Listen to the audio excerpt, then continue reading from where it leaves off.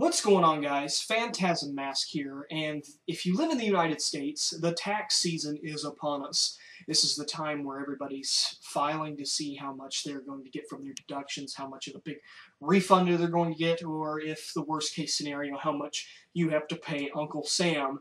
In my case, I didn't have to pay Uncle Sam anything. I got very little back, but, you know, to help kind of, it's that time of year where people spend their tax refunds on various things, and I picked up a few things that I'm going to share with you today. Some of them interesting, some of them not really, but basically it's a bunch of movies, a few games, and I just wanted to share them with you and even talk about some of them. So first off, I guess we'll go in alphabetical order. If you remember, about Black Friday I had done an unboxing for this. Well, recently Skyfall came out on Blu-ray, and if you have purchased this set, there is a slot, the 2012 slot in this book for Skyfall, and since I bought the Blu-ray, I went on ahead and slipped it inside the case, and then I gave the DVD and digital copy to a couple of my friends. I found it very curious that the disc for Skyfall is white, while every single other disc in this set is this nice black with 007 on the back, and that's this one being the bonus disc for the set. So I picked up Skyfall. It was one of my favorite movies that I saw in theaters last year. If I can get this damn book back in the set. But this is a really nice set. I never actually really reviewed this set. There's not really much to say other than, aside from one movie in here, the picture looks fantastic, that one movie being GoldenEye. There was a lot of digital noise removal on that, and it kind of gives a lot of the characters a mannequin-like appearance. I wouldn't say it's as bad as the Predator Blu-ray, but it's definitely noticeable. So, Skyfall added to my collection. James Bond, so I'm a huge Bond fan. This one's a bit of an oldie, but, well, not really an oldie, but it was released well before any time that I'll be uploading this. But Dredd on Blu-ray, this movie was another one of my favorites from last year that I saw in theaters. It was probably my favorite comic book adaptation of last year. It's a really underrated movie.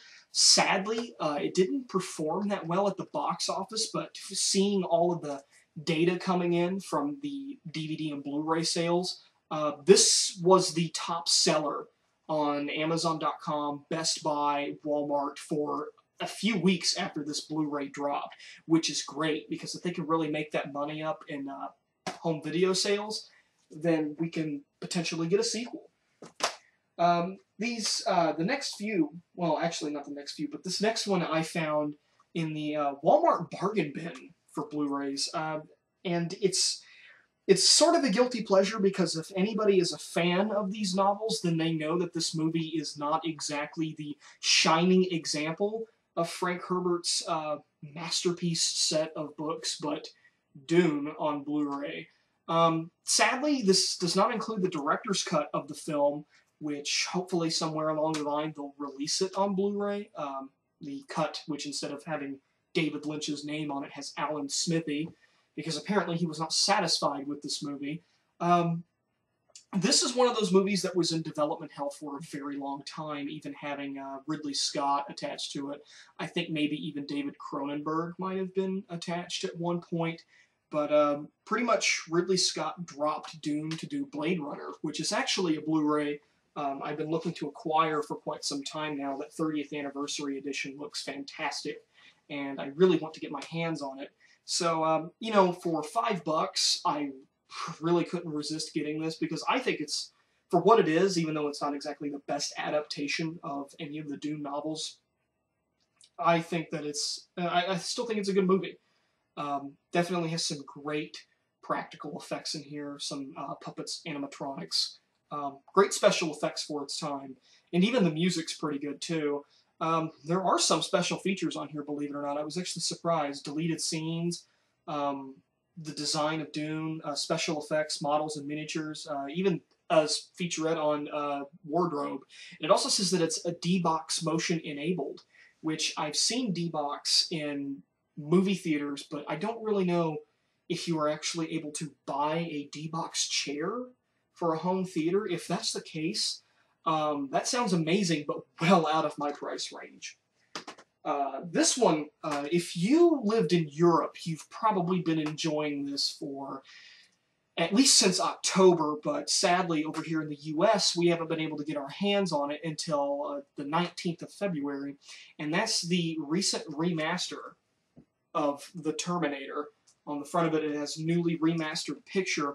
Now, I haven't even opened this up yet, but from my understanding is that when it comes to looking at Blu-ray.com, which is actually a pretty reliable source for the quality of Blu-rays, because pretty much what it boils down to is that site was created because of MGM. MGM in 2008, while they were going through major financial troubles, in order to help raise some money, put out Blu-rays of some of their most famous movies, The Terminator included. There were some other movies like Escape from New York was thrown in there. The RoboCop trilogy and the RoboCop Blu-rays were thrown in there. And really what they are a bare bones, bare minimum HD. Some of them weren't even HD quality when you boil it down. The format for it was an obsolete, it was just an obsolete media format at the time. This time, however, they've taken the time to go through the negatives and remaster the picture. So if you have purchased any Terminator Blu-rays in the US before this one, then you are not getting a true HD quality Blu-ray. My only gripe that I've heard about this Blu-ray is the fact that it does not feature the original audio track. This is actually kind of funny because since I'm a huge fan of the Terminator, for the longest time, even going all the way back to the days of Laserdisc, people have always wanted that 5.1 surround sound remastering of the audio. They've always wanted James Cameron to go back. Ever since Terminator 2 came out there, people were clamoring for it. Well, they finally got it. And now everybody doesn't care about that surround sound sound edit. We're going back and remastering sound effects. Like even some of the shotgun noises in this movie sound like the shotgun noise from Terminator 2. That very loud cannon-like noise. Now everybody wants that original audio track back, so it's kind of like, I don't know, they gave people what they wanted, and now they want the original back. And I don't really, I guess I can understand if you want to enjoy the movie as it was intended to when it came out in theaters in '84. But, I don't know, I guess it's just there for nostalgia's sake. I just find it kind of funny that people were clamoring for that new audio track for the longest time, and now they have it, and now they still complain. Next up on the list is John Carpenter's The Thing.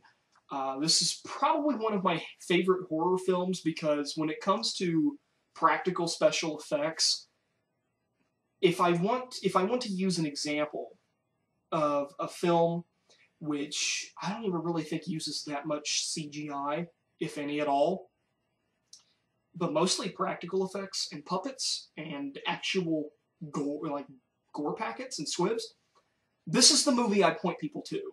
When it comes to practical effects, it doesn't really get much better than this. I don't know. I mean, it's just one of those movies which, when you're really big into special effects, it's a great example of how to do certain things. I mean, this was back in the day when people were talking about, yeah, we maybe have 150 composite shots in our film, whereas nowadays you look at a Transformers film and it has over 600,000. It really is a definition of a much simpler time in special effects, and that's why I really enjoyed this movie, because I'm really big into cinematography and special effects and things like that. So, not to mention, it's a good movie, a good horror film. John Carpenter's own take on The Thing from Another World. Next up, another Schwarzenegger film, actually, and that is Total Recall, the Mind-Bending Edition. This was also, along with The Thing, this was in the value bin at local Walmart. I was actually surprised because Amazon was selling this for, I think, about $13. And this is, I loved the sticker that was on the front of the plastic wrap for this, and it was director approved with Paul Verhoeven's signature. So I'm like, oh, I'm going, okay, so the studio is just not trying to put out a cash grab. And I had seen previous versions of Total Recall on Blu-ray. Again, they were bare bones, much like some of the MGM cash grabs from around the 2008-2009 era. And I'm actually impressed with this. It even includes a special feature that I think every single Blu-ray of a movie that's over 30 years old should have, and that is a restoration comparison feature. What it does on the screen is that it divides the screen in half and shows you what the film looked like before restoration and afterwards. And I have to say that Total Recall looks stunning with this edition. You could pick this up at Walmart for $5. It's a great science fiction action film with Schwarzenegger in it. Granted, it doesn't really do service to Philip K. Dick's short story. This is still a great movie, one of my favorites, and I probably saw this movie when I was 4 or 5 years old, so it's been around in my life for a very long time, and it has a whole bunch of other special features on here too, which I was surprised for such a low price that it had this much. It has a commentary with Schwarzenegger and Verhoeven, which I'm interested in, probably will listen to once I'm done filming this. An interview with Paul Verhoeven, making of featurette, models and skeletons, the special effects of Total Recall, imagining Total Recall documentary, the restoration comparison trailers, and a photo gallery. So a pretty decent amount of special features for a film of quite this caliber. So this is probably the most definitive edition you will get of Total Recall at this point in time. That does it for movies. Really been trying to build up on my Blu-ray library. I think this week I'm probably going to pick up Death Proof and A Clockwork Orange on Blu-ray. I'm also going to try to get my hands on that Blade Runner 30th Anniversary Edition, but you know, Best Buy didn't have it. FYE, despite being so overpriced, didn't have it. You know, looking around everywhere, I think I saw the Ultra Limited Edition of it for $55 at a Target, of all places. But for $55, adding in a plastic hover car is not really that big of a value for me, so I didn't bother to pick it up, at least not for that price. But moving into games, not much in this category at all. This may be a bit of an anomaly for people. They probably want to know why I even bothered doing this, but I picked up Fallout 3 Game of the Year Edition for the PlayStation 3. It's not like I haven't played Fallout 3 before. I unlocked every single achievement in the 360 version. I played the hell out of it. And I know some people have had problems with Fallout 3 on the PlayStation 3. But I rented it before I bought this, and I didn't really have any problems running it. So I figured, you know, why not revisit the Capital Wasteland and blast some super mutants and even go through some of the painful DLC again, like Mothership Zeta, the pit. Finding all the ingots in the pit. If you guys know what I'm talking about, it can be a real pain in the ass if you don't have a strategy guide. So I went on ahead and I picked that up for $20 at a local game store. Because I'm pretty much done with GameStop at this point. I also picked up 2 Vita games. One of them, you guys will know if you saw my PlayStation Vita review. I picked up the Metal Gear Solid HD collection for the PlayStation Vita. I'm a huge Metal Gear Solid fan. If you can't tell, with the fact that I've got the wall scroll, the Foxhound cap, I'm a huge Metal Gear fan. I haven't played Revengeance yet, but I'm wanting to rent that first because I'm kind of cautious. But I'm a huge Metal Gear fan, and the fact that I can take 2 and 3 on the go wherever I want is fantastic. I mean, what more could I ask for, you know, being a Metal Gear fan? And I also went on ahead and took the advice of some subscribers and friends and went on ahead and picked up Persona 4 Golden. I have never played a Persona game before.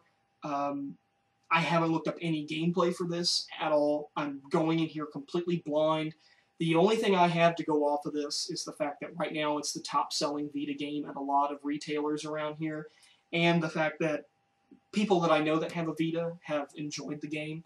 From my understanding, Persona is a series has relatively positive feedback, so I'm confident that I'll probably get some enjoyment out of this. I even had a Going to give a shout out here to Dimebag Zombie, who commented on my Vita review, was asking me if I had any intention of picking up Persona 4 Golden.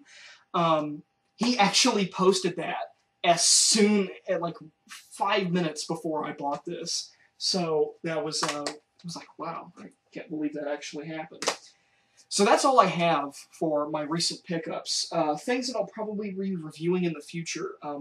I just got done playing Aliens Colonial Marines. I was going to do a full Let's Play of that, but the game was so frustrating for Pat and I to play that there's only 2 parts to it. I'm going to go on ahead and upload them. I really want to review this Terminator Blu-ray because I want people to know that previous Blu-ray editions of this are inferior. They're a cash grab copy. It's not... If you are a fan of the Terminator, you do not buy those. That even includes the one that was included in the anthology set. That's an inferior version of the film. This is, for over here in the US, it's brand spanking new. I mean, I feel sorry for anybody who bought that anthology set and had that really crappy version of it. I've even seen that version too. There's even a Blu-ray copy of Terminator 2 floating around there, not the Skynet edition. Skynet edition's actually done correctly, and you can usually find that for under $10. But there was a version of Terminator 2 floating out around there. I think my dad had bought it, and when we watched it, I was looking at it, and I always thought that there was something wrong. There was something wrong with the picture or something like that. It was really pixelated in some places, and it was just a really bad transfer. Oh, thank God for that Skynet edition. As for 3 and Salvation, I have no intention of purchasing those. So, yeah, I'm really big into buying movies. So, until next time, Phantasm Mask here, signing out.